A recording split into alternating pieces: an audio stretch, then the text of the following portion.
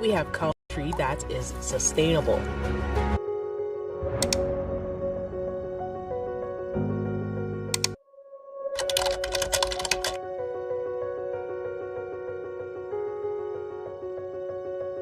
Our sustainable island state agenda, we intend to lead and dominate not just the Caribbean, but the world.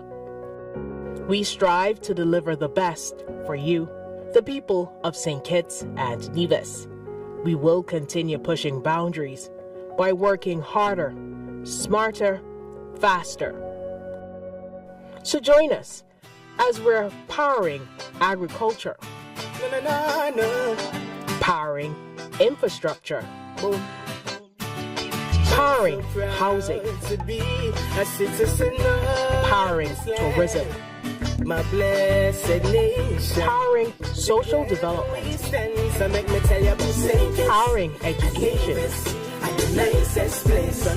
powering sports, powering creative economy, powering small businesses, powering healthcare, powering law and order, powering energy, powering ICT, powering environmental sustainability, powering progress. 2024 was great. Let's make 2025 even greater.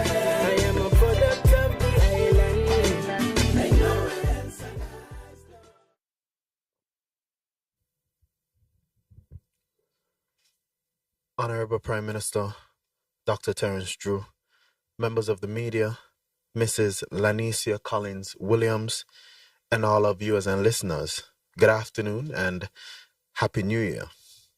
Welcome to the first edition of the Roundtable for the year. I am Javan Liebert, Press Secretary in the Prime Minister's office.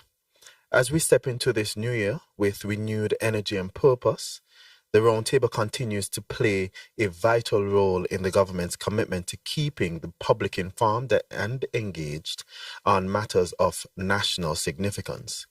This platform provides an invaluable opportunity for members of the media to engage directly with the Prime Minister on key government issues and concerns. It ensures that accurate and timely updates are provided and delivered to the public, strengthening transparency and fostering trust. Specifically, we are joined here today by representatives from SKNIS, Shirima Matthew, ZIZ, Devon Cornelius, Sugar City FM, Ralston Ranking, and SKN Newsline, Mr. Glenn Batt. Let us begin this year's dialogue with the same spirit of respect, collaboration, and open communication that drives our shared progress. I ask that you please ensure that your phones are on silent as a show of respect and not to interrupt the discussions that will ensue.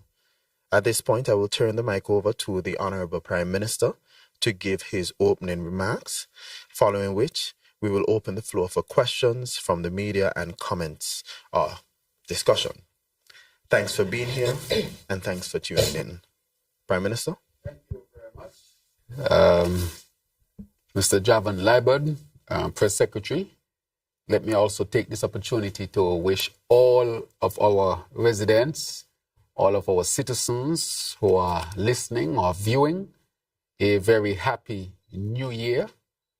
Let me also wish the members of the media here with us today, and those who are not with us, but are members of the media, I want to wish all of you a blessed new year as well.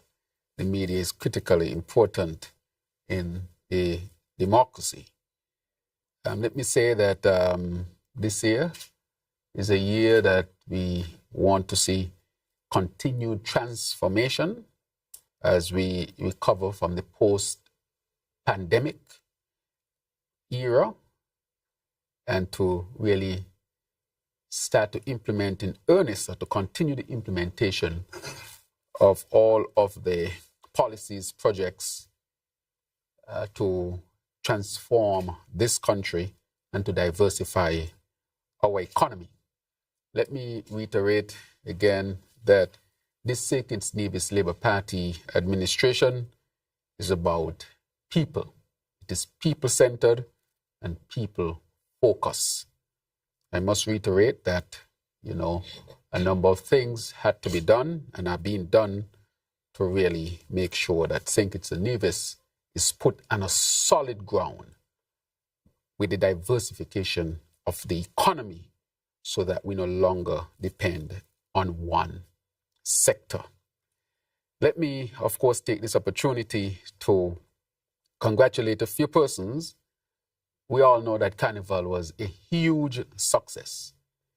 And I want to take this opportunity to congratulate the Honorable Samuel Duggins and the Director of Carnival, Mr. Clement Ogaro, the Chair, Ms. Shannon Hawley, and all their teams for orchestrating what many are calling the largest and most successful and most vibrant carnival, sugar mass in the history of our nation.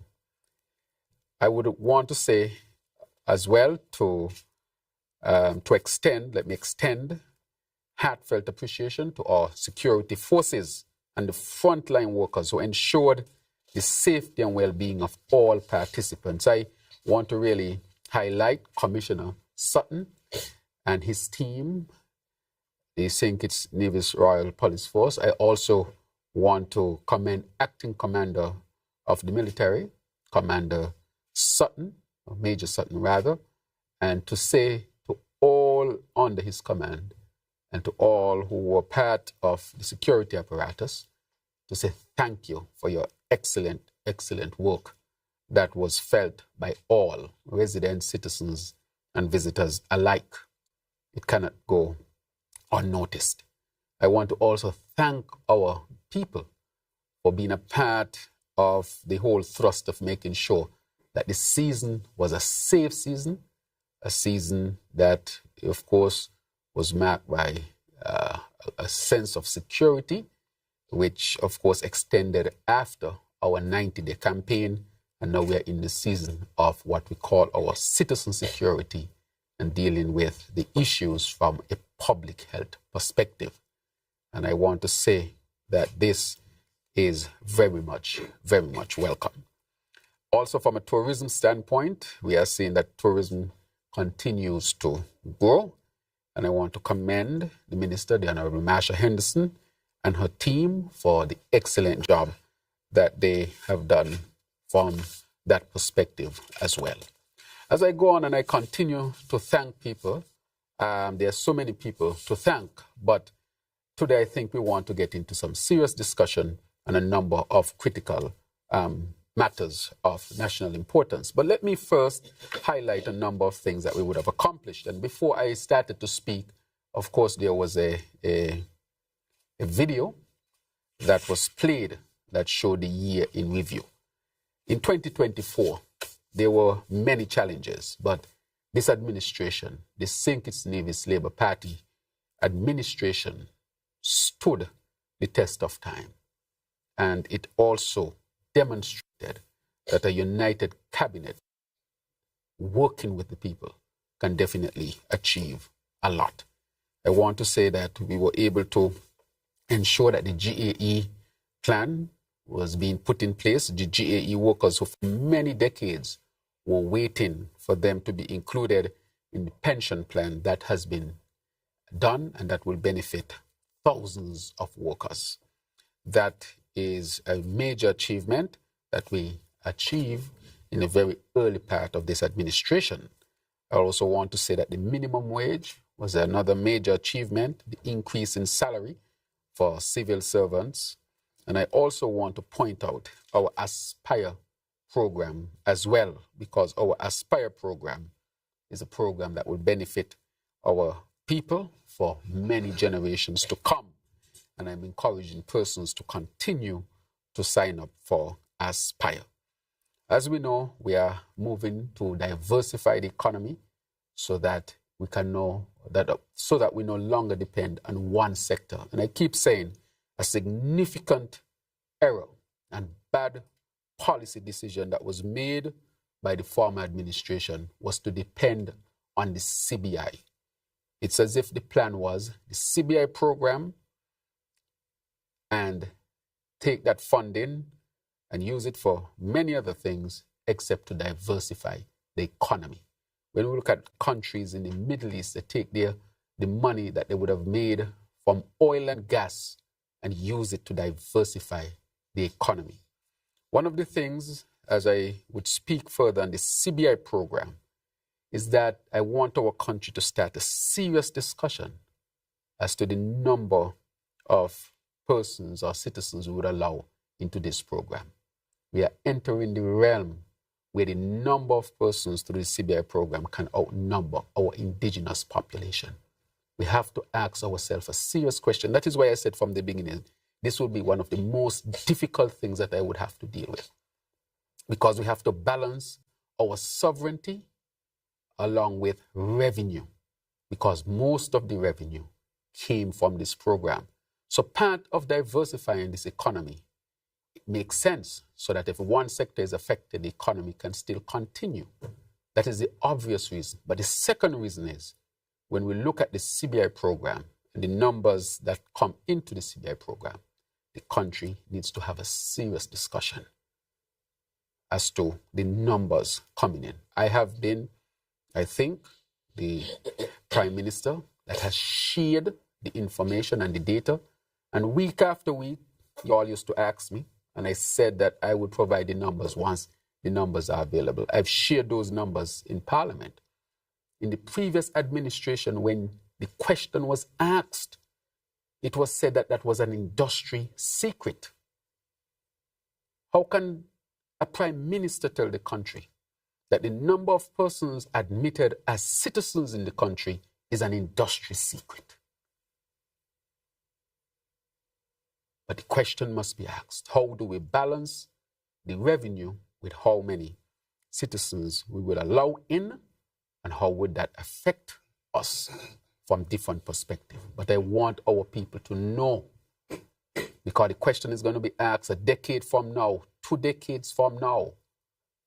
And that is why I brought the information forward. And so we have to diversify, and diversify quickly. But the diversification of an economy comes, of course, with some turbulence. But the vision is clear, the plans are clear, and they are already working. It is critically important that we diversify. One, no economy that is resilient stands on one foot. And secondly, our sovereignty is called into question based on the numbers of citizens we allow in through this program. And so those are important questions for us to discuss this year as a country and as a people. As a country and as a people, that we must not allow anything to remotely threaten our sovereignty. And so I wanted to bring that different perspective, which is a perspective I always wanted to discuss, but once all of the information would have been had. I want to say, and other matters that we were able to achieve, some water resolution, especially in the Keon area. We're able to start our housing, finalize our efforts with the Bastia High School, start the implementation of the 90-day campaign against crime and violence, and citizen security, which is just not about crime and violence. Again, we saw a significant decrease in the number of crimes committed, and of course, the homicides as well. We started the implementation of advanced technology and innovation. We gave relief to our people through multiple programs. We have invested $320 million in support through different programs, whether it be Lift, Step, Elevate, fuel subsidy, and other subsidies. I think our country, in terms of percentage, is probably the highest percentage of the annual budget that is used to give direct support across the region. I think we should check the numbers. We have also started the healthcare modernization, agriculture investments. And so I would say from all perspectives, this administration is working tirelessly hard to make sure that St. Kitts and Nevis diversify and strengthen itself and to become more resilient in this age of climate change and economic challenges across the region. Let me say lastly that I cannot end my opening remarks without speaking about inflation. Inflation is a serious international matter that is affecting all countries across the world. No country is excluded. We have sought to bring policies forward to help to ease the difficulties or the challenges, such as increase in salaries, increase in the minimum wage, increase in the minimum pension amount, by supporting all of these social programs, plus the subsidies to electricity, to water, and to other social programs.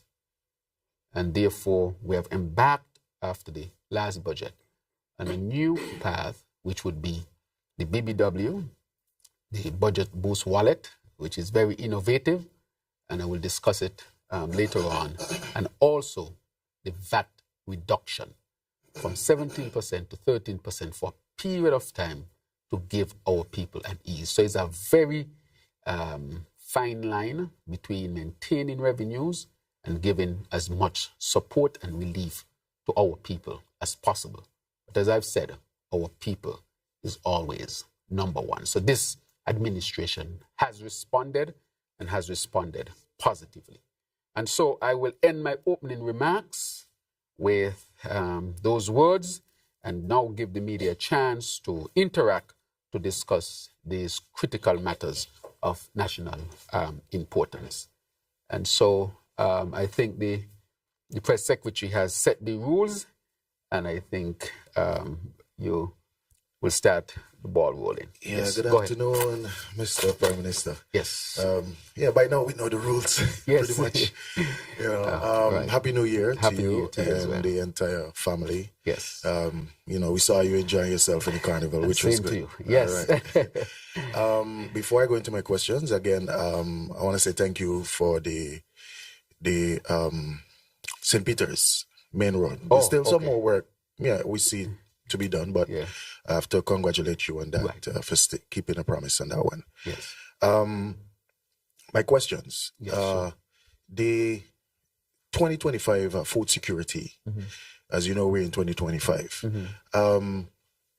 Do we still have time to meet the requirements, or did we meet the requirement? And if we still have time, could you elaborate and a little bit more on as to how we would have to go about to meet the requirement for the 2025 food security? Because as you know, we just started 2025. Right. My second question, in Parliament, you mentioned $250 will be dispersed from January for the next 6 months. Will that be in the form of a voucher, or will it be cash disbursed to person's account, et cetera, et cetera? And my final question, I have to, put in this for my St. Peter's, the bus line, the bus facility. It's a new year, so the shed and the bathroom facility for the St. Peter's bus line. Will we see any, progress towards that for this year? Because it is really needed at this time. All right. Yes. Okay, good. Thank you very much, Rankin, for those questions, and Happy New Year to you as well. And we share the same community, and that is important. But you asked a critical question about the 25 by 25. Let me say that the minister has been working extremely hard with his team to implement this. We were hit with a drought last year. The drought affected us. And so we had to put in place a drought recovery program. And as you can see, many farmers got drip lines and covering for the farms and seeds and so forth. That is because we had a few $1 million put towards that, and that helped us. It didn't help us totally out of the hole, but it helped significantly. In addition to that program, we also have the hatchery, which was launched. And I think we are now producing enough eggs. We also brought in banana and planting, tens of thousands of slips, where we are replanting St. Kitts and Nevis. We also brought in pineapple.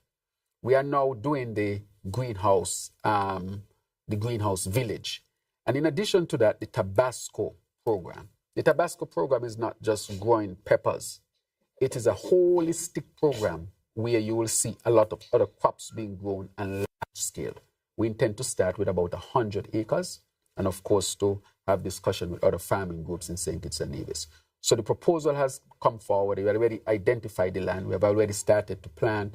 And so we intend this month, we will start almost the full implementation of the Tabasco program. But it's a diversified agricultural program where we'll see large-scale farming as well and seeking to have markets outside. So we have done tremendous amount of work to get us there.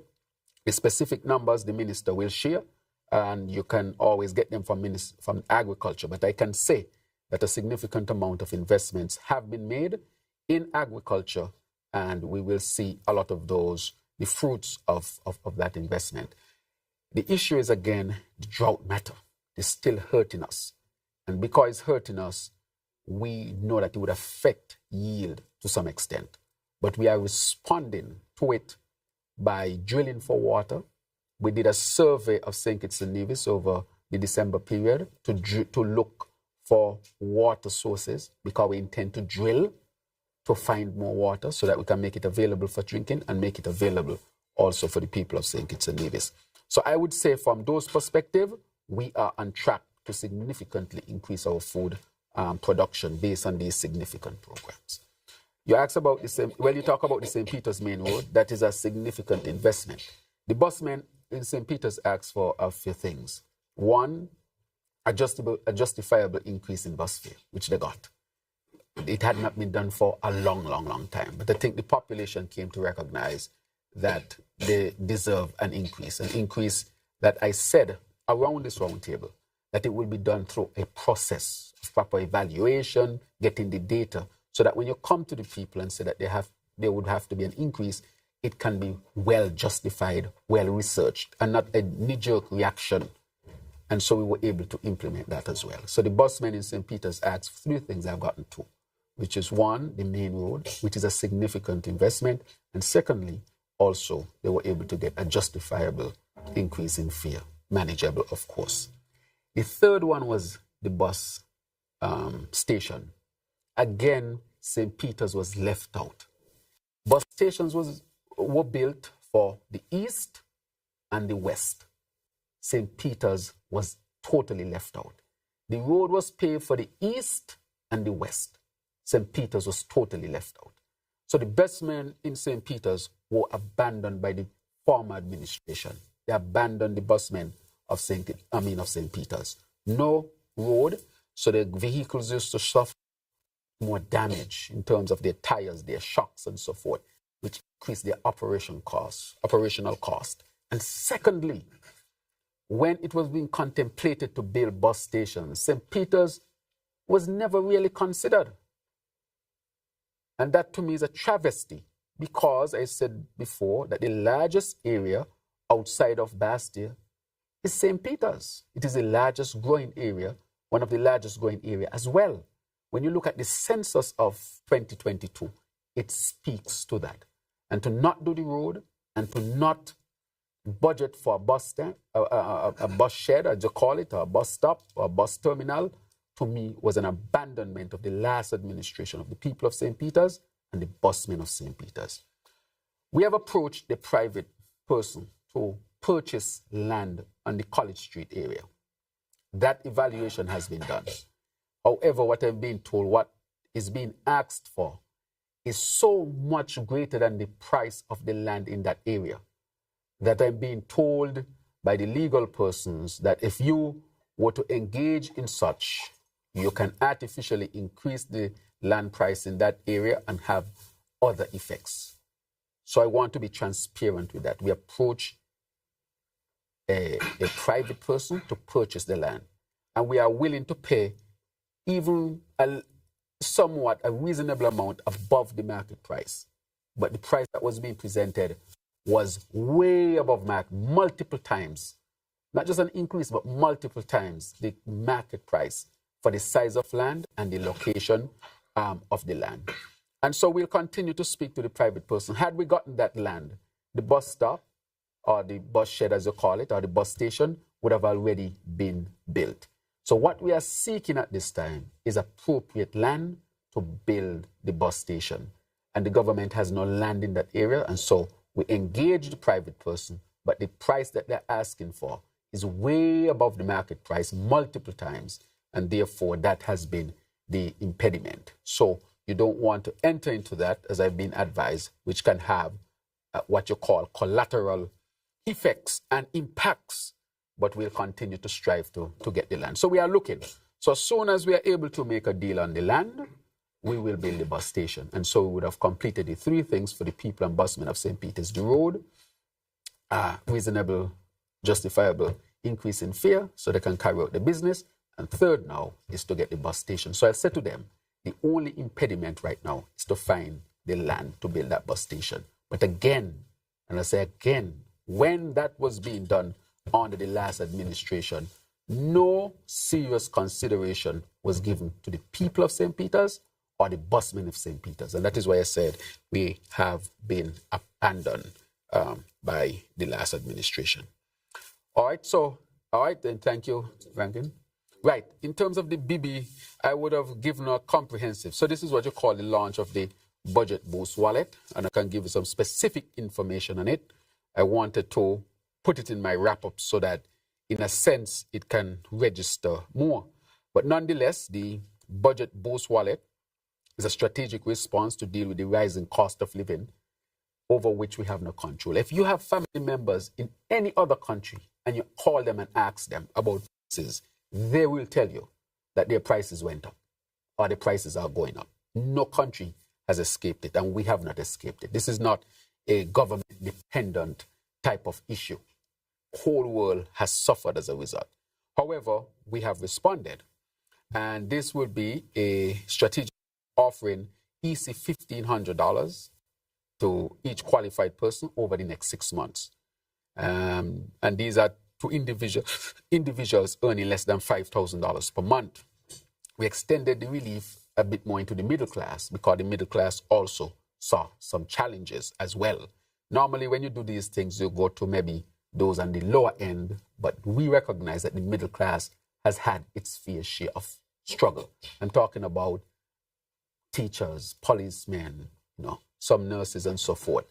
This middle class also needed some support, and that is why we extended it to them. Now, this will be used to purchase essential groceries and household goods from selected local businesses. Businesses will register accordingly. You can also use it to pay utilities, such as Skellig. Right, so I'm going to tell you what it is. So you're going to be able to pay electricity, Skellig, Nevlec, water services on both islands, and you're going to be able to make mortgage payments to NHC if you wish. What I would like to say, let's say you have 3 people living in the house. Each will get it. It's not per household, it's per person. So if you have 3 persons in a house, that will be, over that time, $4,500, because each will get that. And monthly, it will be about $750. And as a family, they can decide, look, let's put this money to our electricity, water, and so forth, and then whatever salary we get in, our wages we get in, we can use that to buy food, for example. So it will give the household an ease. So it's not per family, but per person who qualifies. And so they can use it for that. Now, it will be given, we'll use the technology, because we have used it. The technology on your phone, for example. Those who don't have phone, which is a minimal amount, they'll find a solution to give them, but you can get it on your phone. So you'll get it on your phone in a wallet. You know what a wallet is? People have different types of wallets. It's almost like an account when you do more banking. You have an account with money in there. So let's say you go to Skellig. You can take your more banking, but it's called the wallet, and you can give Skellig that money. So let's say your bill for Skellig is $120. You can go to Skellig, you have $250 that month, and you can transfer that money directly to Skellig. No paper needed. It's technology we're going to use. So all of it, so you're going to get the wallet on your phone. So let's say you qualify ranking, you will get the wallet, and that will be Rankin's wallet. And so you can go to water department, electricity, the supermarkets who are participating, and use it as a transfer of cash to do what you want to do. You just said something there, which is an example you just gave. Which, so if the person have, as you mentioned, 120, and they want to give to Skelec, and it's 250, would they still be able to use the additional 130 somewhere else? Of course. They give Skelec the 120, and you're left with your change. If you give Skelec 120, you're left with 130. You could say, let me go to Skelec, give them the 120, go down to the supermarket, buy some bread and eggs, and leave some for the next day. And next day, say, boy, let me go up water department, pay them $30. You know, let me go across the shop, because we want the shops in the village too. Go across the shop in the village and pick up an extra bag of rice that I didn't get in town. So you're going to be just like you're using cash. Yeah, you're going to be exactly that. So we have used this before. You remember in 2022, I think it was 2022 or 2023, the back to school. We gave the parents this. So the parents had it on their phone, went to, let's say, Sun Island Clothes. Sun Island Clothes is a vendor. And they said, the Sun Island Clothes, I just want one shirt from you. And Sun Island Clothes will just take out for one shirt. And then they leave with the balance, and they could go across their next shop and buy some books and go someplace else. So they use it like cash between them and the vendors that are qualified. Also, certain places during that same time, they were saying that, you know, the parents have to use the entire thing. No, so it was not so. You mean the entire thing with them? Yeah. Well, maybe that was a marketing strategy by them. But it was not so. And I want to tell the people it is not so. So if you go to Skelec and you say, my bill is 120 and I want to pay my Skelec bill, you don't have to lose all of your 250 for that month. And it will back up. You can say, man, I can use 200 this month. Let's 50 go over to the next month. So I got 300 there. You use it like cash, except you wouldn't have the cash in your hand and you would use it. So you cannot use it for alcohol, cannot use it for tobacco, or you cannot use it for, you know, some cosmetic things. We want it to be used for essential things. Your bills, your groceries, and so forth. And so what that would allow you to do is to save on all of these things. And then the money you have, you can use it for food to help to manage your buying of food. Because again, sometimes with the food, it comes from outside. So if a cornflakes goes up in the US, it'll go up in St. Kitts. We can't control that. But what we can do is help with other things. And so you'll have more cash flow to buy your actual food if you have to. So you'll give the family an ease. And so that is how it will work. So we're using the technology, and we will ask our people to be patient with us because this is a technological world, and we are going to use it to help our people, not just those on the lower salary end, but we're going to go somewhat into the middle class as well because they too felt the pinch. But we'll do it for 6 months, and we are hoping that, you know, prices continue to go down across the world. They've started to drop already. We are hoping that as the economy continues to recover, but at least if you plan properly, you would have gotten a significant ease for the 6 months. In addition to that, we are also decreasing the VAT from 17 to 13%. I've asked the CAPSET, Inland Revenue have sent out their information to meet with vendors and to meet with, for example, the chamber, because we want this savings to be passed on to our people. We want them to set 17 VAT this month, so the price was $3.20. VAT come down 13%, so the price dropped. Not that you take down the VAT and the price remain the same. I've said myself, I will go to some of these vendors and see, I will do it myself. I'm going to do it myself and ensure that these prices are dropping for our people. Because why would the government give a significant drop in VAT? A promise that we made, but we recognize is important. And that is not passed on to the people. That is what I'm talking about. So we have to make sure that it is passed on. Okay? Good. Mr. Prime Minister, on that very same issue that we are talking about right now, in fact, we have had some complaints from some individuals.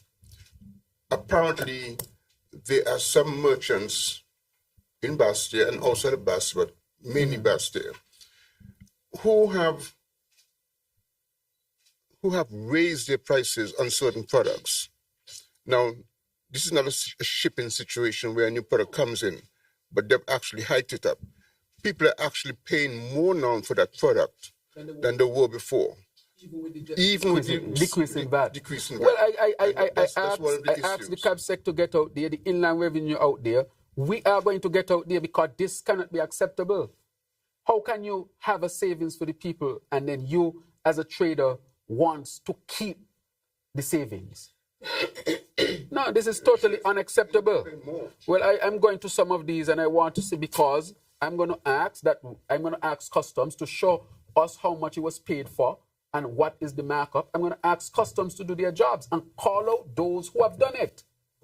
I'm asking the traders, you will benefit because there will be a boost in volume.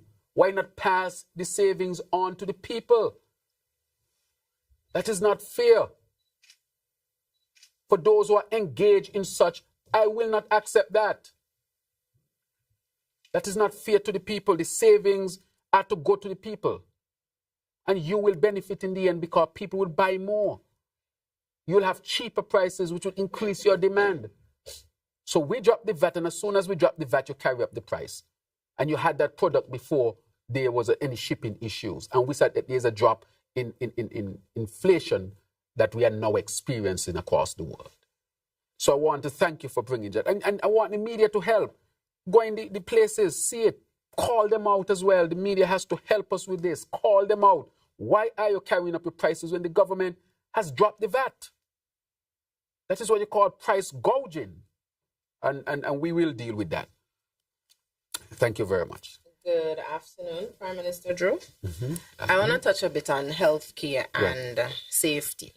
So over the past 1 or 2 weeks, we would have seen a series of accidents, and some of those would have involved our ambulances. Can you provide us with an update as to the arrival of the new fleet of ambulances and how they will address the challenges following these incidents? And with the procurement of these ambulances, are there any, or will there be any further training for emergency responders? Or are we investing in any other healthcare infrastructure in addition to what we already have in the pipeline, of course? Thank you very, very much. Safety is critically important. Safety is critically important. I have been, when the accident took place, especially the one, I think it was going to Frigate Bay to get a patient, I went to the hospital to see the EMTs who were involved in that accident. I went to see them. And in speaking to them, they said to me, they had on their flashers, their sirens, their horn, and persons just were not pulling over.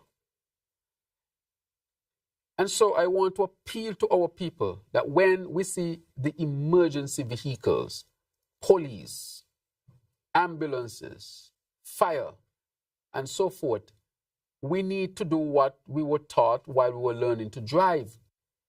Give way, pull on the side, give way. And so the ambulance, they're trying to get to the patient as quickly as possible. A driver in front of the ambulance would not move. The ambulance tried to move, then they moved late, and so the accident occurred. And so an ambulance costs a lot. They're not cheap at all. And so I want to encourage our people to respect the traffic rules. We have seen a lot of accidents, and I want to really extend my deepest condolences to those families that are, aching at this time because of the loss of life, the communities. What we have seen is disregard for the traffic rules and regulations, people driving too fast, not respecting the traffic regulations. And so I would like to ask our people to respect the traffic rules and regulations. You might be saving your own life. And so I want to ask our people to take these things seriously. I want to thank the AG. The AG has put together a committee/task force to come up with, I would say, other measures to make sure that our people are protected on the road. But it comes down to behavior. I want to ask our people to respect the traffic rules. because the very life you save might be yours. But that is what we have gleaned. So we have a fleet of ambulances that are due to arrive in February. Next month is 5 brand new ambulances. I want to remind our country, and some people ask me why I do it sometimes, because if we don't remind our people, people forget. I remember when the question of ambulances was asked, that question was asked. The then Minister of Health, Wendy Phipps, said in Parliament, ambulance expensive. As if to say, we can't have a fleet of ambulances at this time because they're expensive. Our attitude is different. An ambulance is critically important. And so we have invested in a new fleet, a fleet of Toyota brand, because we think that here in St. Kitts and Nevis, Toyota is well known to mechanics, well known to drivers. Parts are easy to get. And because of that, we will have a longer shelf life per ambulance. Not only that, based on our roads, we have to choose ambulances that could fit on our roads and fit up our small alleys and so forth. Sometimes the ambulance go to pick up somebody. If you have these large ambulances that are built for highways in the United States and so forth, the ambulance can't go up to the alley to pick up that person who needs to come down. So you have to park outside and carry up a trolley and try to bring them down, or a wheelchair, which is not the most ideal situation. And so therefore, we are buying ambulances that are fit for purpose here in St. Kitts and Nevis. So they will be here very, very soon, next month. And so we should have the launch of our new fleet of ambulances. But it is sad that we lost one ambulance and another seemed to have been lost. It's a challenging period, but we'll do everything to make sure that our people get the service that they deserve. So in the next few weeks, we will have enough ambulances here in more than enough here in St. Kitts and Nevis. Good afternoon, Mr. Prime Minister. Nevis Hon, ZIZ Broadcasting Corporation. I want to look at the economy and CBI. Firstly, people argue that the CBI program is generating less revenue because of measures implemented to improve transparency and accountability.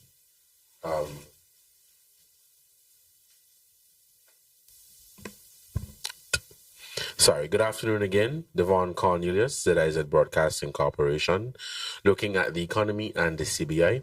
So people argue that the CBI program is generating less revenue because of measures implemented to improve transparency and accountability. What is your response to that criticism? Mm-hmm. And despite the positive outlook in the budget, there are still assertions in some quarters that the government's performance was poor in 2024, given the revelation that this SIDF appears to have been a great source of funds under the previous administration to basically keep the country running. How do you respond to claims that there being surpluses versus a current deficit, which is brought into perspective by capital investments? Yes, thank you very much, Devon. This is a very, very important question. I started out in my opening statement speaking about sovereignty. We had to take the measures that were taken with respect to the CBI because we would have lost our visa-free access, because we needed to take measures that were not taken, and we would have lost the program, period. So first, let me put that on the table. That is what we inherited, a situation where we had to act. And of course, I've kept saying that this is a difficult and challenging situation because the revenues will be affected. However, we were able to make the changes and lead on some of these changes in the region and help to stabilize the CBI program. And that is where we are.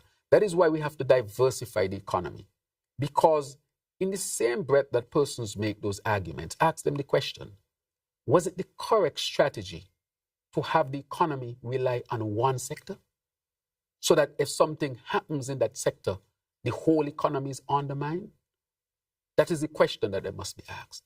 Was it prudent that this administration would make the necessary changes to make sure that we maintain our relations with our international partners and our visa-free access, even though it depends on them, but not to do anything?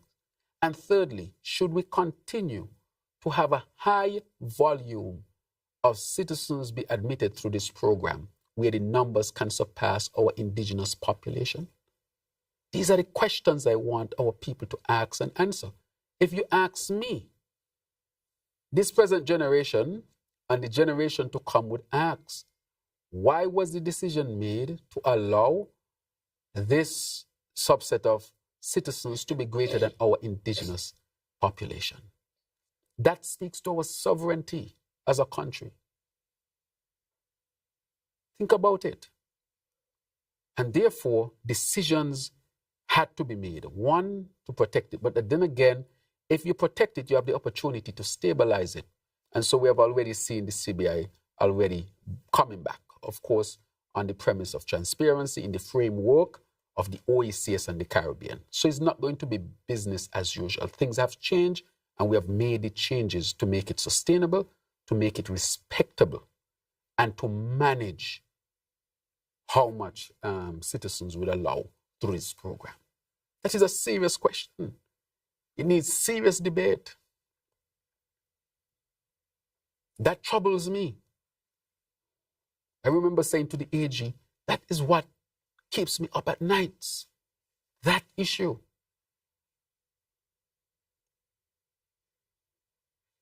And so I think that was a travesty committed by the last administration.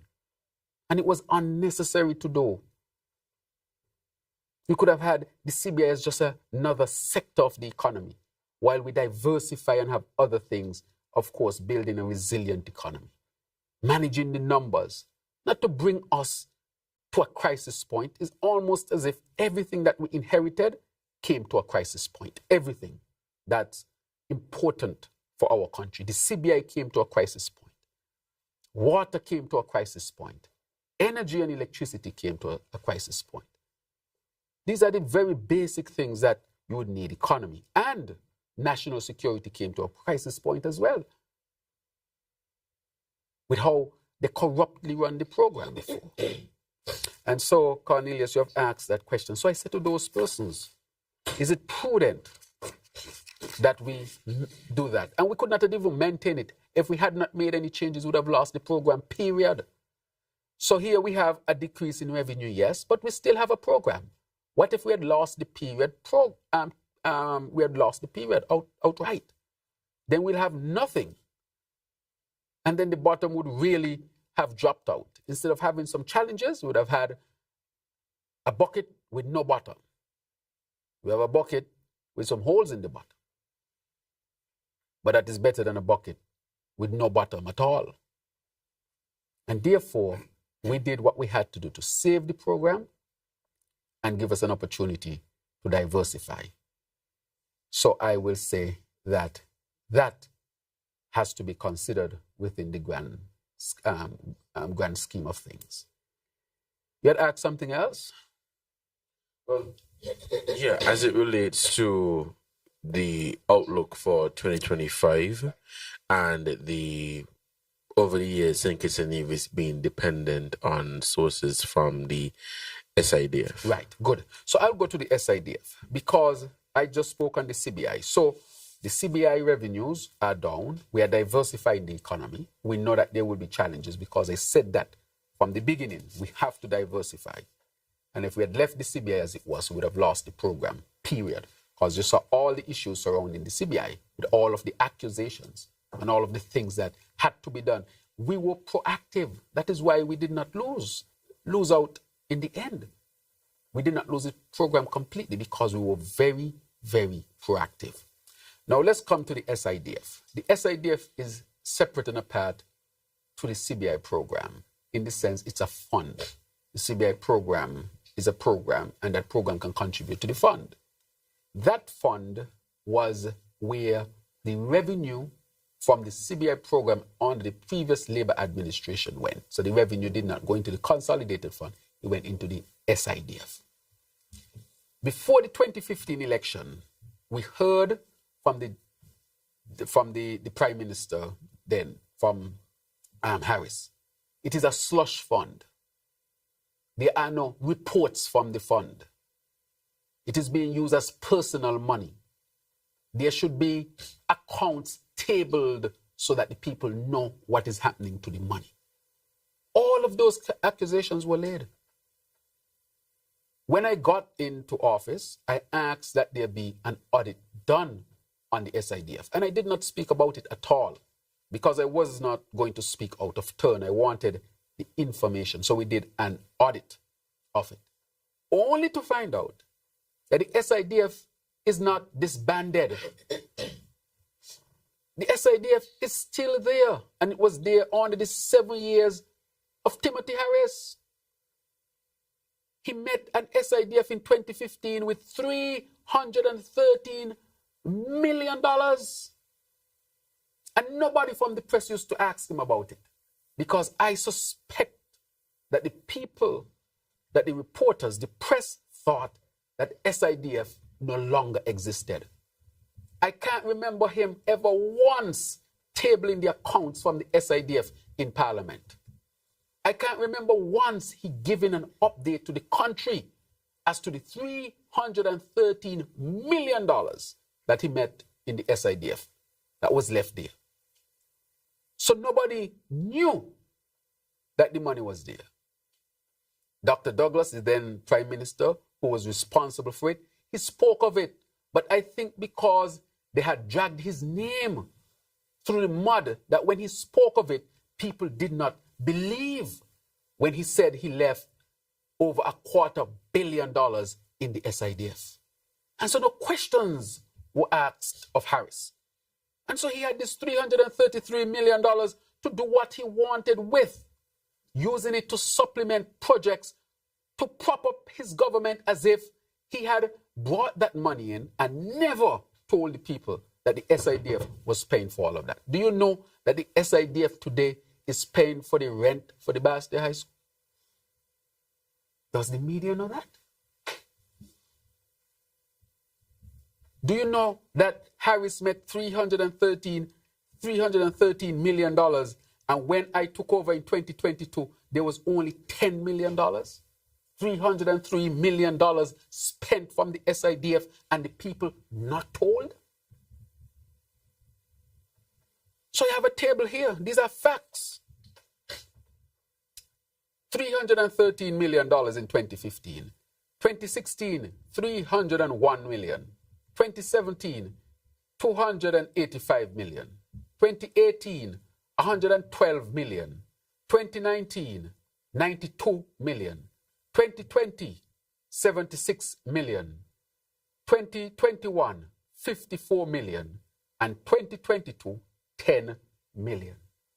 So between 2021 and 2022, $44 million plus was shifted from the SIDF. And the people not informed. How could Harris have used over $250 million from the SIDF and did not account to the people of St. Kitts and Nevis? This is a travesty. And I know when I read it in Parliament, people were shocked to know that the SIDF is not dead. The SIDF is there. And $303 million not explained to the people. So that again was used to prop him up, and he hid it from the people. So when he was saying surplus after surplus, it was not because he was generating that. It's because he had a fund like the SIDF from which he was spending and not informing the people. So sometimes people say, where the money coming from? Well, money coming, but where it's coming from? It's your SIDF money. You know what should have been used with this money? This money should have been put into a sovereign wealth fund. Because he spoke of a sovereign wealth fund. Do you know that we asked the IMF to help us to establish a sovereign wealth fund? So we have the framework, pleasantly, that we intend to implement. Had this gone into a sovereign wealth fund, this money could have been invested, and the interest on this money could have been used to do a lot of things, and you still have this money. So the money was walk off. He accused Dr. Douglas of all sorts of things with the SIDF, and Dr. Douglas left $313 million for him.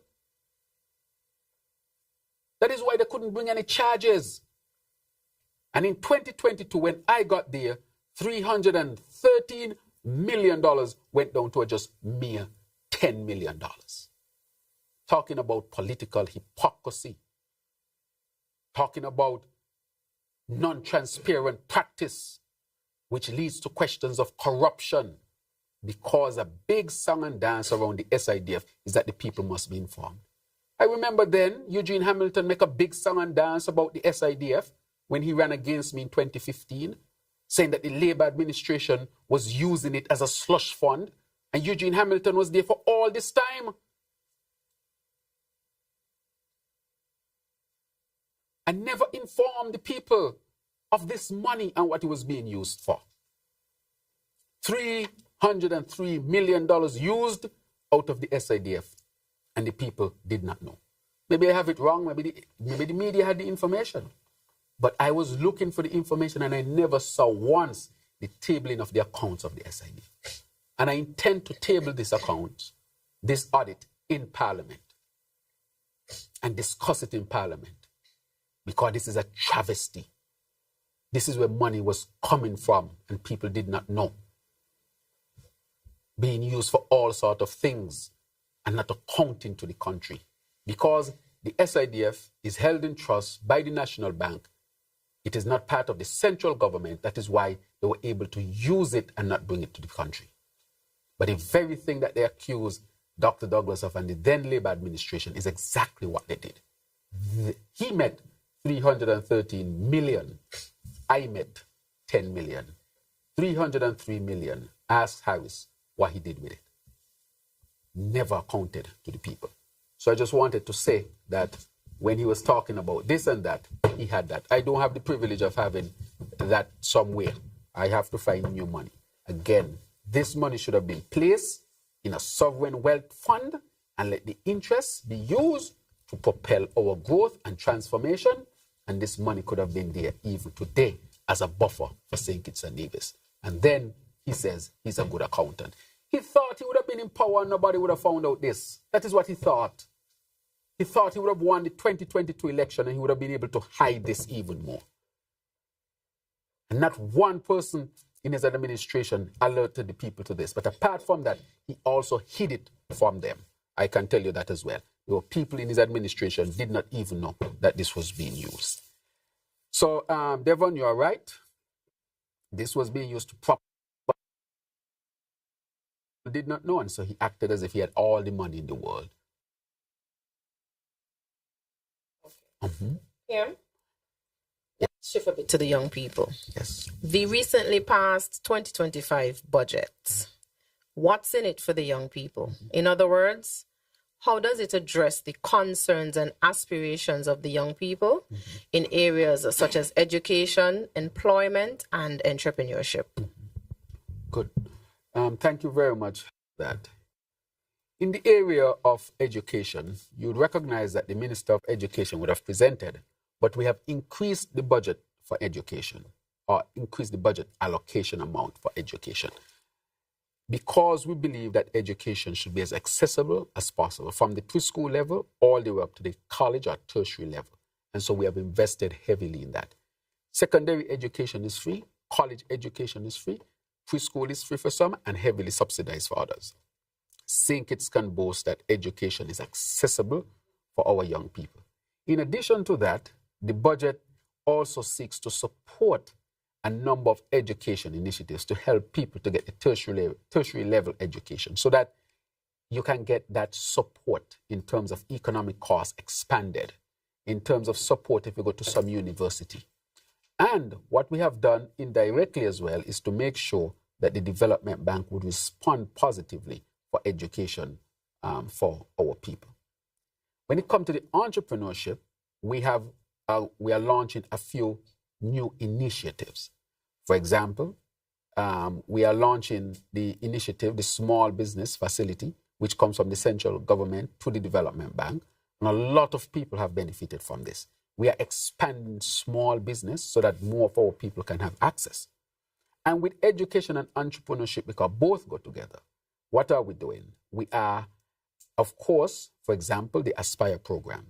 This program is to educate our people about finances. How do you manage money? How do you start a small business? How do you budget?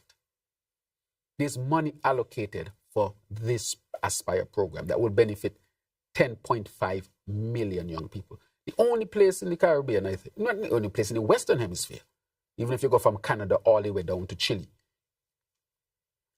Argentina, at the tip of South America, you'll realize that we have this program as a program that is only in St. Kitts and Nevis, where young people get an account where they save and they will be able to buy shares into companies. So even before they leave school, they are accumulating wealth with the education that goes with it. The other thing, we are launching a few programs. For example, the program Cybersecurity Training, where we'll start with the first 100. We're going to launch that program next Tuesday. The first 100 young people will be trained and certified to the Canadian standard in cybersecurity, so they can work for companies all over the world, because cybersecurity personnel are needed. And as we see more and more hacking and so forth, we understand how critically important. So we're starting with 100 young people. After that, we want to increase the number so that our young people have options, and good options in terms of the jobs that they will be able to get. We are expanding TVET, for example. This is vocational training. Recently, we had 3 persons from the Elevate program who graduated from AVIC. First time in history, they graduated as part of Elevate program, the transformation of what they used to call the Peace program. 2 in business, 1 in construction technology. And so we're going to train much more this year. All of that is in the budget in terms of training. So I wanted to ask our young people to get educated, to get into business, but meaningful business. Get training for the specific jobs, the vocational field, the cybersecurity field, the academic field, wherever they choose. This budget is reaching out to our youth in terms of training and employment, and giving scope to them in terms of the creative economy. The creative economy to expand. Carnival was an expression of the success of the creative economy. You see the amount of young people and Macajumbi sticks as we stay here, the actors, the clowns, the masquerades. It was rich. When you look at the children's carnival, it was a reflection of the great work in the creative space. So many young people being exposed and participating. When you look at the shows, it's because people are being exposed so they can represent themselves well on the stage. And let me, of course, congratulate the young lady who won the Haynes Smith. Caitlin Wilson, who won. I want to congratulate her and congratulate her parents for her tremendous, and her chaperone and so forth, for bringing back the crown. We saw Carissa Willett went to the regional to participate in Calypso show, and she was the only OECS person, I think, placed. 2 Trinidadians first places, and then her, and she got a special award. Again, speaking to the power of our creative economy. And so I want to say that there is space for the creatives, space for those in agriculture, space for those who are in academics, space for those who are in vocational. I'm asking our young people, take advantage of these opportunities. Don't get involved in no crime and no violence that don't lead nowhere, that lead to hospital, death, and jail. You have better options. Choose them. That is why I'm proud of the 3 young people from Elevate who went to AVEC and got certified. And this year we're going to get much more of our young people certified. So thank you again for that question. Mr. Prime Minister Glenn Bart from SKN Newsline. Your administration, from its inception, has basically been in support of the involvement of the diaspora in the continued development of the country. Yet there is one group of potential investors who indicated to me that they had submitted a proposal to your cabinet with regards to sporting facility, and they were requesting the leasing of sections of the old sugar factory. But it seems as if they are getting a bit disillusioned because they're not getting enough feedback as to what is happening with regards to that project. can you say whether or not this kind of potential investment involving local people and international supporters as well is down the alley of investment opportunities that you like our local people to get involved with and be supported by the government? Right. So, the specific investment that they had the opportunity to come to the government, I think they are also presented in cabinet. And I think they have been given the opportunities. I think is working through. I think the question might be the question of technical questions, but the willingness to have them lease that part has not been the main issue of the matter. And I would say, not going into the details of it, not to reveal who people are, not to let my statements be any sort of words that can bring, disrepute to anybody. I would leave it there and ask them again to approach the relevant ministry and to find out what is happening. Let me put it that way, right? But we are encouraging as far as possible for our people to invest. And a lot of our people have invested and continue to invest. And if there are issues to be worked through, we will work through. Because that specific group, they had a chance to come to cabinet. So that is how seriously we took it. Okay. In relation to foreign direct investment, and again, I'm sorry that I'm going to happen on two particular projects. Yes. But these were destined to be, or were to be, signature developments in this country. Christopher Harbour, Kittition Hill. I think the last conversation we had, you indicated that there was some movement taking place in both of these areas. Are you now at a state to say whether there are any specific positive developments that will come to the country in these two areas? And the other part of that question is in relation to the industrial estates.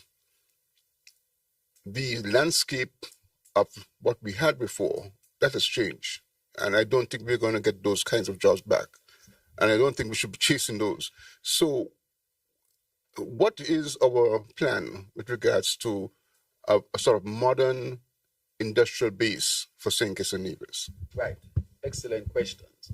With respect to the Christopher Harbour, we are in a MOU with a very reputable company in terms of that company. The CEO for that company was here over the Christmas period to do due diligence, to see it and so forth. They're very impressed.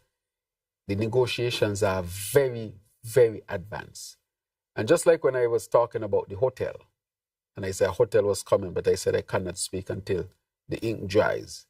I would say that for this one, at the end of February, I will have an announcement to make with respect to Christopher Harbour. I will have an announcement to make. With the Kittition Hill, just like the Development Bank, had not been audited for a long time. So the investors who are here waiting, they're waiting for us to complete the audit. But the audit is a bit delayed because you have to go back all those years where the audit was not done to audit Kittition Hill. Just like the Development Bank, that is what is holding us. We have investors on standby, just waiting for the audit to be completed. So in that, even though we have excellent investors, I cannot say we are as advanced as Christopher Harbour. Christopher Harbour, we are very advanced.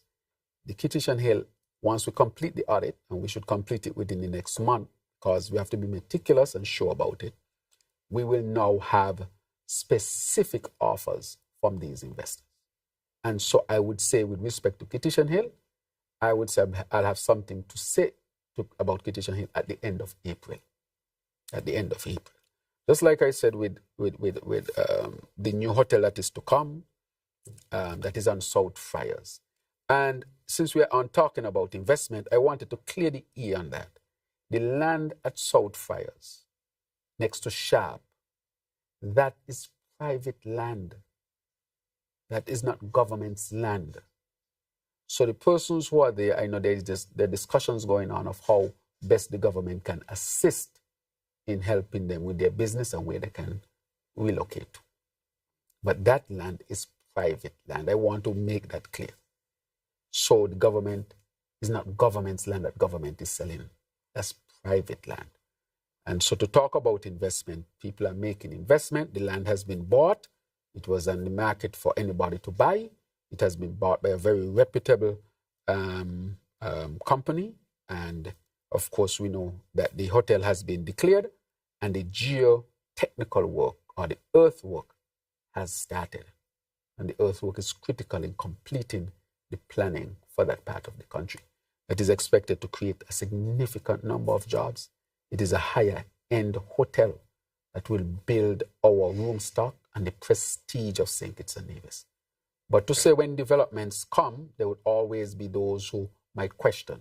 But we don't just brush people off. We like to provide the information. So the land in that area is private land.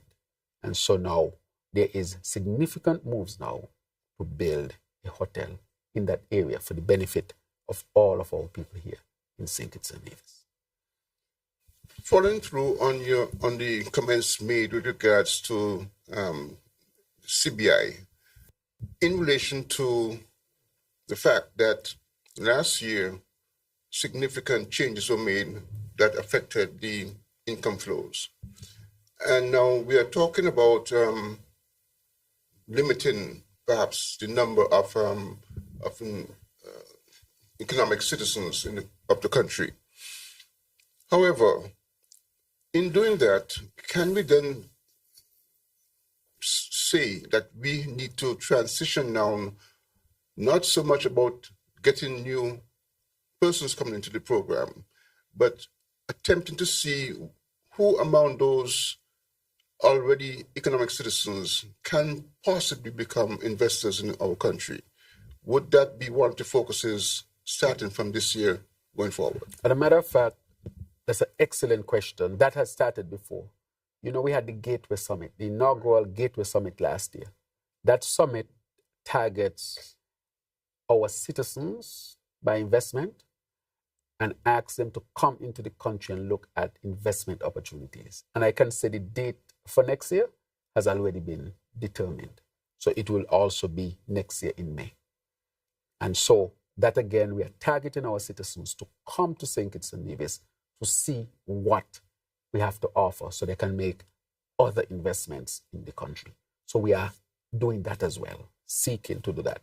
So we know that we have some citizens by investment who are very wealthy people, who are investors. And so we are reaching out to encourage them to invest again in St. Kitts and Nevis after the first investment, which can be a lucrative investment. So yes, we are doing that. So the Gateway Summit will be the second edition, which is to be held at the end of May. So that is coming back. That is coming. Devon Cornelius, ZIZ, looking at electricity, I believe there's a subsidy in St. Kitts as it relates to electricity. Has that been extended to Nevis, and are there talks ongoing between the federal government and the NIA as it relates to that subsidy? And looking at health, what measures as it relates to national security are being implemented in response to reports of an outbreak of human metapneumovirus in China? Okay. Thank you. Right, thank you very much. With respect to the electricity, you have NEVLEC, and the country, they have their own policies. So you have SCELEC, and we do our own policies here. Nevis does its own policies. So with respect to that, it is island specific. Now, with the other one that you asked with respect to the health matter, I got an update from the CMO, who got an update from PAHO, that at this particular point, there is no serious threat to St. Kitts and Nevis, based on what she wrote to me about 3 days ago, that what they were seeing in China was not above what was expected and so forth. However, that virus is there. So I know the CMO will give more information on that. But presently, I can say that the CMO, in collaboration with PAHO, has declared for us that there is no serious threat to the region or anything like that. Things can change but there has not been any report of changes that I am to report to the people. So that is what I would like to report at this particular time. So no need for alarm and stuff like that. But on the question of power and electricity, I want to say that I have met with the foreign minister of Taiwan. We have agreed to Taiwan leading on a 50 megawatt solar farm here in St. Kitts and Nevis, with the construction to start in 2025. I want to also say, when it comes to geothermal, we have a real offers on the table, and to say to you that we have sourced the funding at least for the drilling of geothermal. We have sourced the funding. So based on where we're at right now, geothermal drilling of those initial wells is on track. And the 50 megawatt solar farm, that is definitely on track as well. Why? Because part of the issue with our economy is the cost of energy. We have to create energy as a new sector and to drive down the cost of energy. If we drive down the cost of energy, to answer bad question when it comes to the issue of industrial site and so forth, we will be able to attract industries. If you don't have energy, bad industries don't come. And especially with the high-end industries now, they are energy intensive.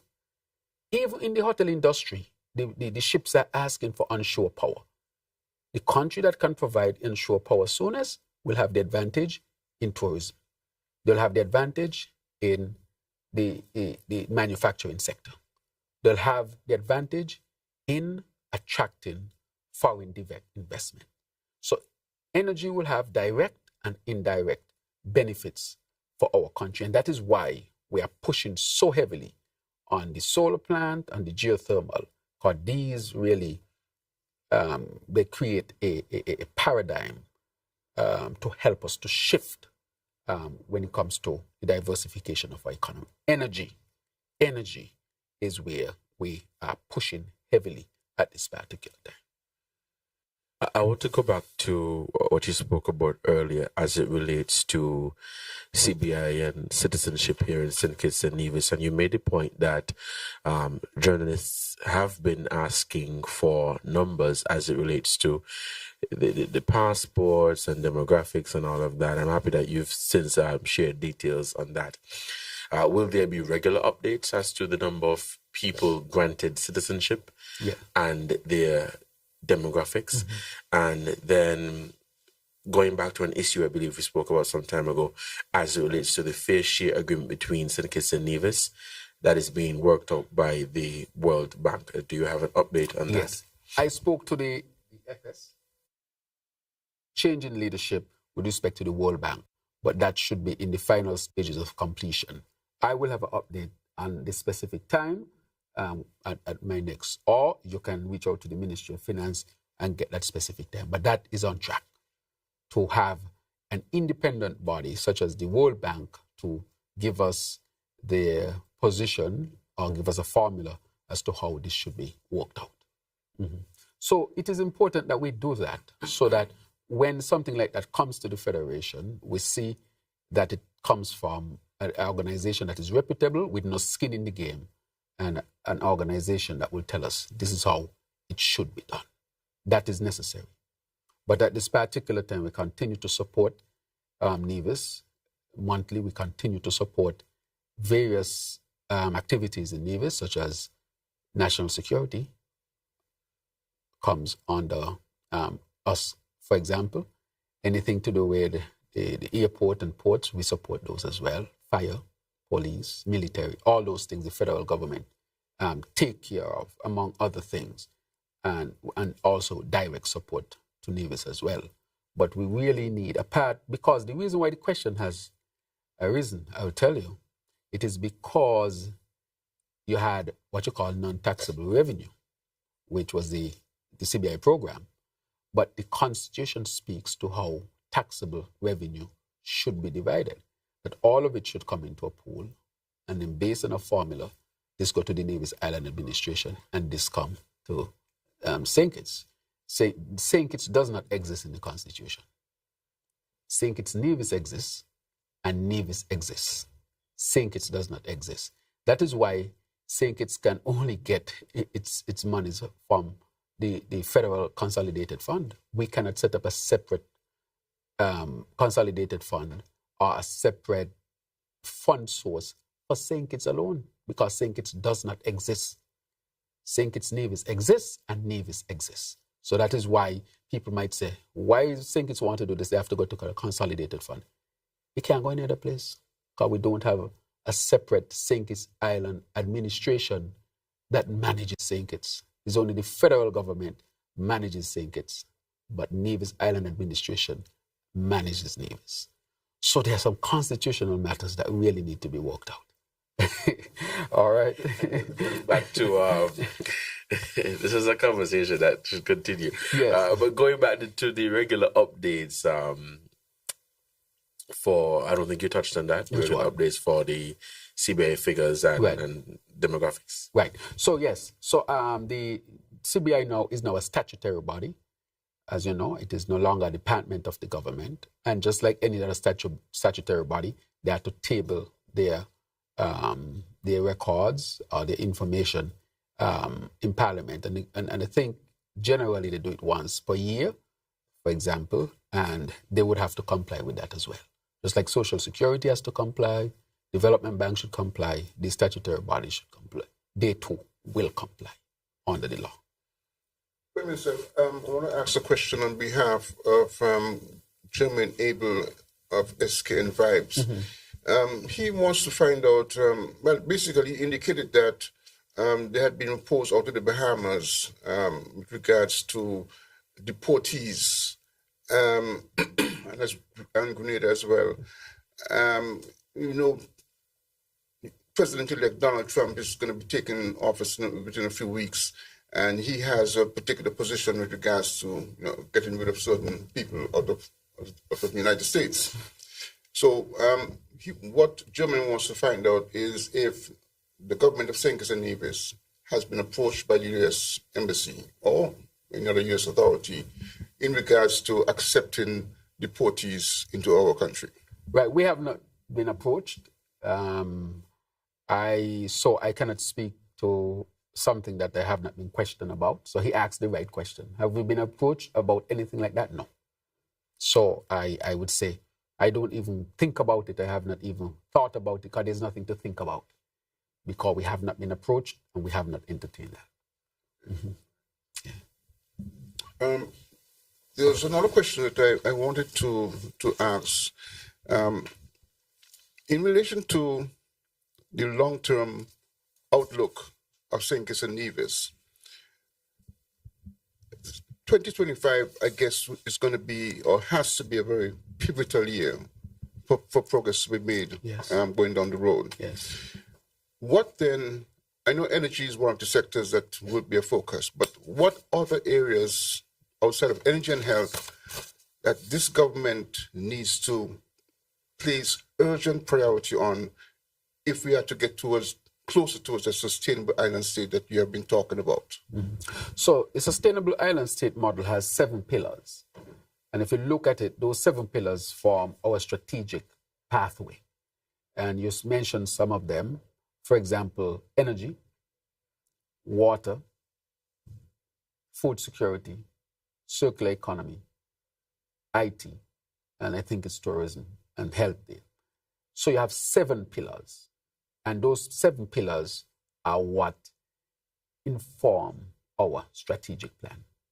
And so our economic development plan, which was also tabled in our last discussions and when we had budget discussions, speaks to that as well. So those are what we're doing. And we're already moving. For example, IT, we have contracted the firm that helped Estonia to transform. So they'll be working in St. Kitts this year. We have also met, you saw that I met with Tony Blair. Tony Blair's institute is going to help us with the IT transformation. Because without the IT transformation, nothing takes place. And so that is already on the way. If you look at inland revenue, you see the significant advancement. You can pay all of your taxes, your license, and so forth. That is part of the transformation. So the IT transformation is going to really take off this year. So that must take place. That we probably sometimes don't talk a lot about. Secondly, the energy which we talk about. Water is critically important. So and then when you have energy, water, you have food, because they said the agriculture cannot expand without water, reliable sources of water. And then the IT, the circular economy, of course, will come in. And then we look at the other matters such as tourism and health and so forth. So we are investing in all of these areas significantly. Water, our desalination plant is going to be completed around August this year, August to September. That will provide 2 million gallons to the Basti area fundamentally. And so the woes that we see happening, it is because there was no investment on the Harris in water for the 7 years. That is why I keep saying, what surplus are you talking about when the people don't have water? How does that make sense to talk about surplus when the people don't have water? And it was not a surplus because we saw he got the money from the SIDF, by the way, 303 million.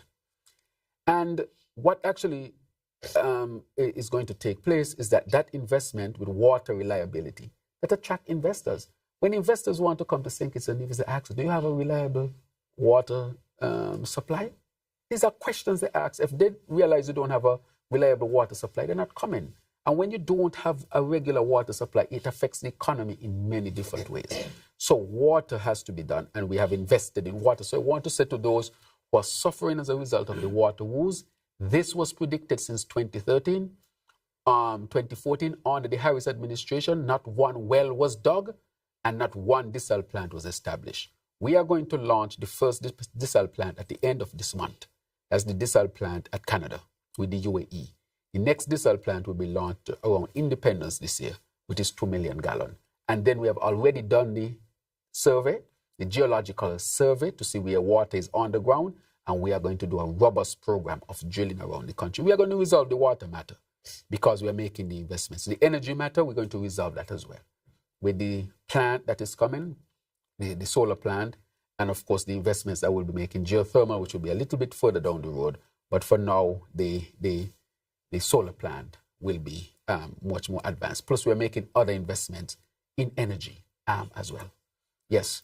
Okay, so I would say that we are moving. Now, once you have electricity or energy, you have water, you have technology, that is the basis to now start to transform an economy. Then you can have food, you can attract more industries to the country. You carry down the cost of doing business in St. Kitts and Nevis. So those things help you to transform. Look at it. One of the reasons why you cannot put sanctions on a country like Russia, that would make sense. Because Russia has energy. It has gas and oil. If it has gas and oil, it knows you can put all the sanctions you want. You can't really hurt us.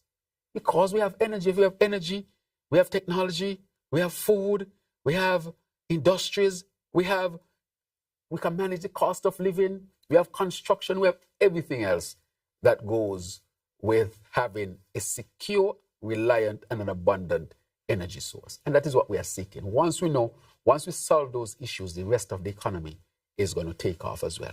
This year, for example, we're going to have a lot of construction of homes, the Basti High School, the hospital, the new hotel, and so forth. So we're going to see a lot of construction taking place. We're going to invest in the agriculture space. We're going to expand tourism. We're going to have the CBI picking back up. As I said, there will be some turbulence, but our outlook is we are going to make the necessary investments to help to bridge us accordingly. Another question relates to the National Health Insurance. Another question relates to the National Health Insurance scheme that has been worked on for several administrations. What is the situation now with that? I know that I think the University of the West Indies had been involved in it at some point, but since then we have heard nothing much about it. Right. So it is completed. The actuarial work is completed and the framework completed. The National Health Insurance, we need two things. We need Social Security reform. And you can't have National Health Insurance as another major social safety net without taking care of the Social Security matter. Because if you're going to go to the people National Health Insurance, the people have to contribute something from their salaries. It's a given. You cannot have a National Health Insurance plan without contributions from the people. But that is why you have to go to the people and have meaningful discussion with the people so that the people can be on board with giving up some of their salaries and wages towards a National Health Insurance plan. Again, Social Security was launched in the late 1970s. I think it was 1978, under the then Labour administration before independence. From then till now, 40-something years on, there has been no changes to Social Security. The actual report then said that Social Security would need reform and upgrades periodically to keep it viable and solvent. Fancy words to mean keep it alive. Because nothing was done, at this point in time, the actuary is saying to us that we must act now. If we don't act now, Social Security can be so severely damaged, it will be challenging to get it back to where it is now. So we have to act now. So we have to go to the people with two things. Social Security, I know, has gone to the people already to talk about the reforms and saying to people, if you need Social Security to survive, these are some of the reforms that the experts are recommending.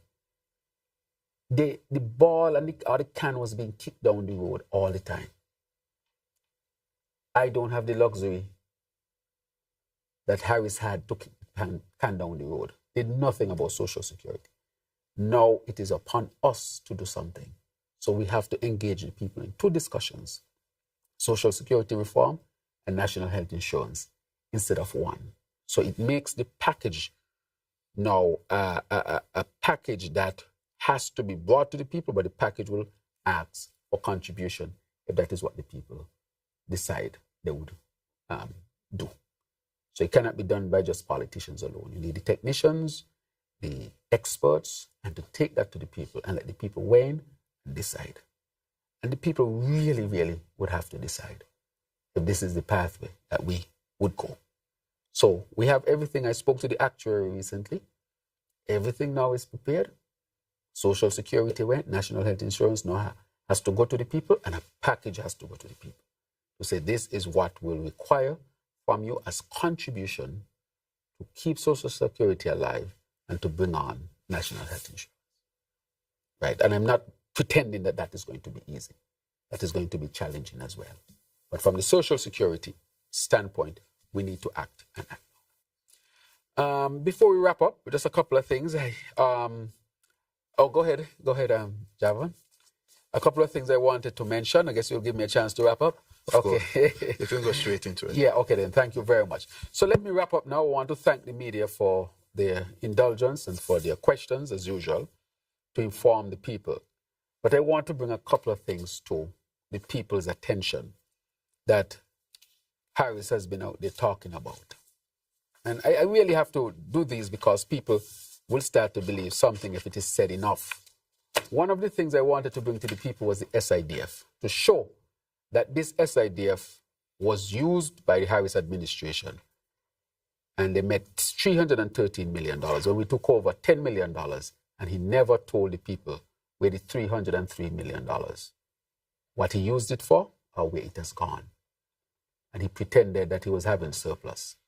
He used this money to prop up his budget, but never came to the people and told the people. So I wanted to bring the issue of the SIDF to the people's attention. That's one.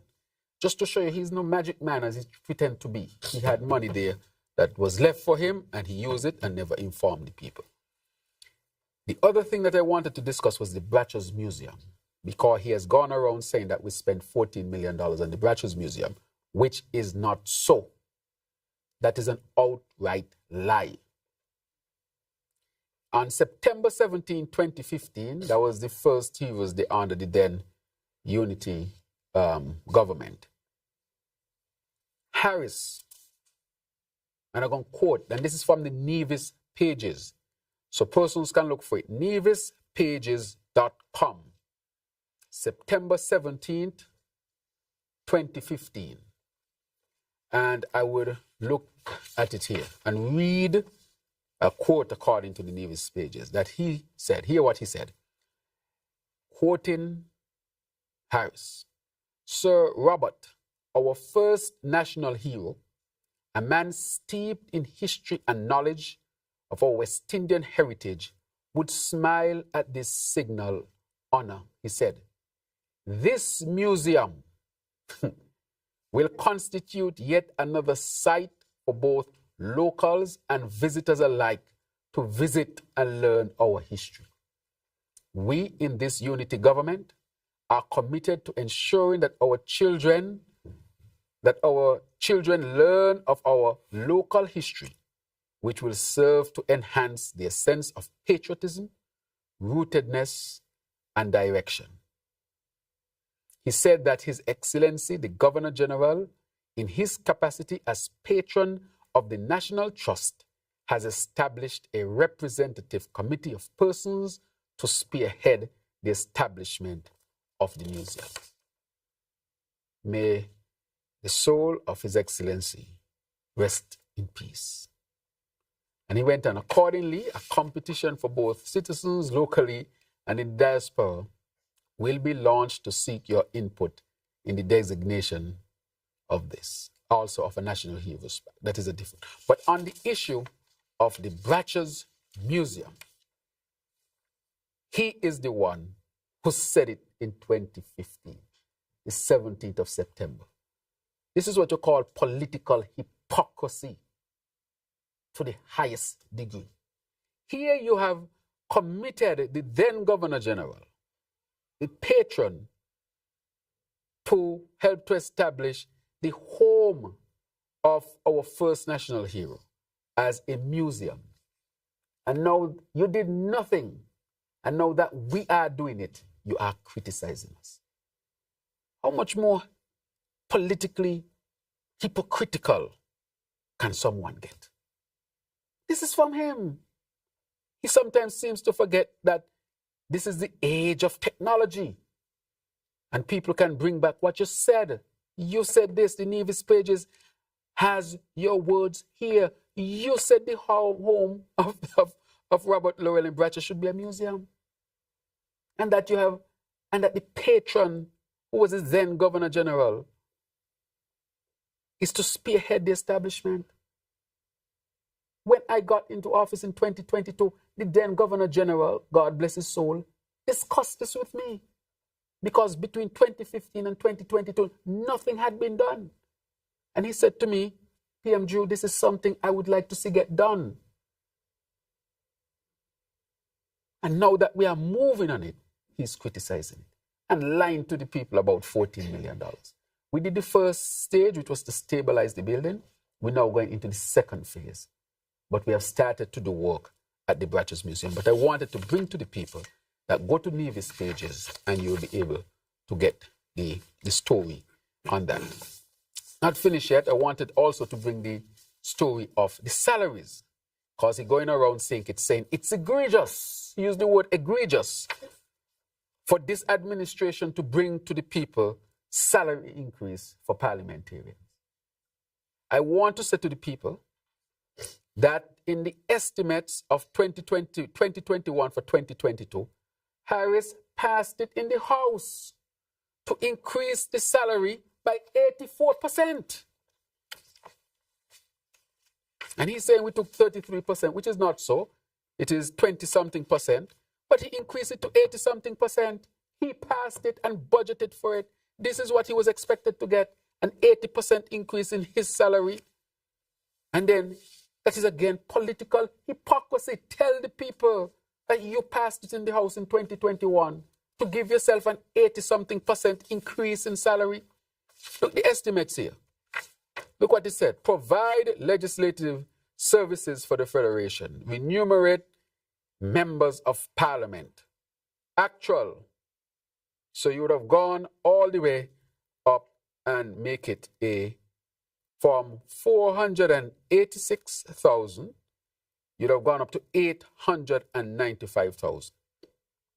And it's projected for 2020, planned for 2022, projected for 2023 and 2024. Planned for 2022. In the 2021 debate, he was the Minister of Finance. He brought it, gone from 4-something to 8-something, an 80-something percent increase. I mean, and he is saying to people that we were the one who did this. And I ask the people again, to please look at the estimates. This is what you call political hypocrisy and seeking to fool the people. This is the next one, you know. So I brought today the SIDF, I've brought the Bratcher's Museum, and I've brought the increase in salary. The next one I want to bring is the matter of Development Bank. The CEO sued the Development Bank. I want to make it clear, Mr. Len Harris is the one who sued the government, or sued the Development Bank. We did not bring any lawsuit initially against him. He brought it. So I want that to be clear, because they're giving the impression as if we are witch hunting or targeting them. Len Harris brought a suit against the Development Bank. And of course, the bank responded. And that is why I said to the AG, well, he brought a case, well, let there be a case. And I want the cameras in the courtroom. Let the people see the travesty that took place at the Development Bank. So I want to say to our people, he is the one who bring the first case against the government. The government did not witch hunt anybody. So tell the people the truth. So I wanted also to bring the matter of the Development Bank so that we clearly understand exactly where that comes from. So I'm just talking about the hypocrisy. The hypocrisy in the SIDF, the hypocrisy and the salary increase, the 80% that he put in for himself, and now talking the hypocrisy and the Bratcher's Museum. He declared it with the Governor General in 2015. I am following through. The thing is, he did nothing for the 7 years. And that the hypocrisy in the Development Bank, they brought the case on the Development Bank. And therefore, we should have the cameras in the courtroom and ask the AG to please apply for cameras in the courtroom so that people can hear the travesty that took place in the Development Bank. So that is a serious matter as well. I want to finally wrap up by saying that this year will be a year, as you said, that we have to really invest in the transformation, because we can no longer depend on the CBI like we used to. But I want to highlight that we are making those investments for what we call C, the diversification of the economy. But a number of things people can look forward to. I mentioned the major projects that we can look forward to, which are the projects at the hospital, the Basti High School, the housing, the new hotel, the solar farm, and so forth. Major projects, among others, that will also take place. We will also have the BBW, which is the budget boost. As I said, it will be technology. You'll get a wallet on your phone, and you can go to participating vendors. We will attack those who are increasing their prices with the drop in the VAT. We will attack it. We're not going to accept it. Pass the savings on to the people. The people deserve it. The people are hurting by the inflation. We took a measure. Participate with us to help the people. But instead, you are increasing your prices, some of you, so that you can make more profit. And I'm going to ask Custom to present to the cabinet the cost of these things and to verify the cost of these things so that the savings are passed on to the deserving people. I want to also point out that once we continue to work, we will achieve a number of critical things. The last thing I want to touch on is the issue of crime. The reason why I want to touch that, there are people out there who want to see murders. You go on Facebook and they vex that no murders taking place. Inventing murders, saying you have 10 unintentional homicides. What is that? What is 10 unintentional homicides? That is because people want the story of the day to be somebody gets shot or somebody lost their life through violence. I can't understand how this can be the platform of a political party. You should be celebrating with the country that for the last 4 months, we saw a significant decline in shootings and killing of our young people fundamentally. Our young people deserve to live. When they choose life over death, celebrate it. Don't invent numbers and try to spread this bad name, saying kids. Can you imagine people online trying to say we have more homicides than we actually had? Can you imagine the online telling people we had 10 unintentional homicides because they want to spread bad news about St. Kitts and Nevis? This is what Times toilet paper is engaging in. Trying to tell the world that we are uncivilized. That they cannot even celebrate the fact that for the last 4 months, homicides in St. Kitts and Nevis have dropped significantly, more than 70% over the previous quarters. Maybe the biggest improvement throughout the region. Let us celebrate that. But that is not in line with the political narrative that they're trying to sell. They want to sell to the world that St. Kitts and Nevis have uncivilized people who are taking lives without regard. I want to say to the Times toilet paper, stop it. Celebrate life. Celebrate the achievement. Our people need to call them out, whether you support this party, my party, or another party. This is your country. People should not be telling lies on your country. And that is what they want. They want the story of the day to be young people killing each other. But the young people are choosing life. And let us continue to choose life in a proper way of living. And I want to thank the security forces, all those who were involved in the 90-day campaign and so forth, which has brought significant relief to our people. We'll continue to work to keep our people safe, and through the citizen security strategy, we'll continue to implement our plans and our programs. Young people, continue to choose life. And I want to wrap up finally by saying that for 2025, we'll continue to work hard. We ask you to continue to support the initiatives that will bring transformation to our people. I don't pretend that it will be easy. International inflation is affecting all of us, and we'll continue to take the necessary measures to protect you, our beloved people. And to the Cabinet of St. Kitts and Nevis, I want to say to my colleagues, thank you very much for your continued support. Let us continue to work together in unison. Togetherness really will bring excellent results. And to the supporters of the St. Kitts Nevis Labour Party, thank you for your continued support to your party in government. And for those who may not be supporters of the party, your support as citizens and residents to bring about the transformation of St. Kitts and Nevis is critically important. Thank you for your time, and may you have a blessed day. And thanks to the press as well. Thank you. Thank you, Prime Minister, for consistently making time to engage with the media. Your openness ensures that questions and concerns are addressed and that people of St. Kitts and Nevis remain informed, educated, and aware of the development shaping our nation. We also extend our heartfelt gratitude to the media platforms that broadcast the Roundtable, allowing these important discussions to reach audiences at home and in the diaspora, ensuring that no one is left out of the conversation. To our listeners and viewers, thank you for tuning in and being a part of this dialogue. This has been the Roundtable with the Honorable Dr. Terrance Drew, Prime Minister of St. Kitts and Nevis. Thank you, and see you next time.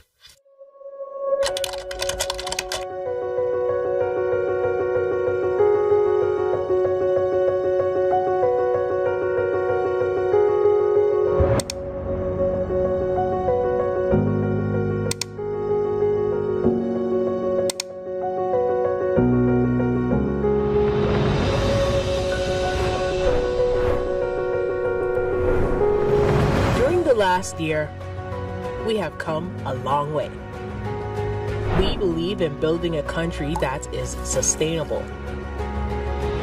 We have created opportunities to empower, uplift, unite, advance you.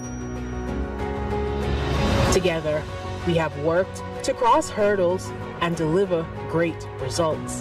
2024 was our year to invest, plant, plan. 2025 is our year to grow, gain, benefit, reap. Guided by our sustainable island state agenda, we intend to lead and dominate not just the Caribbean, but the world. We strive to deliver the best for you, the people of St. Kitts and Nevis. We will continue pushing boundaries by working harder, smarter, faster. So join us as we're powering agriculture, powering infrastructure, powering housing, powering tourism, my blessed nation. Powering social development. Powering education. Powering sports. Powering creative economy. Powering small businesses. Powering healthcare. Powering law and order. Powering energy. Powering ICT. Powering environmental sustainability. Powering progress. 2024 was great. Let's make 2025 even greater.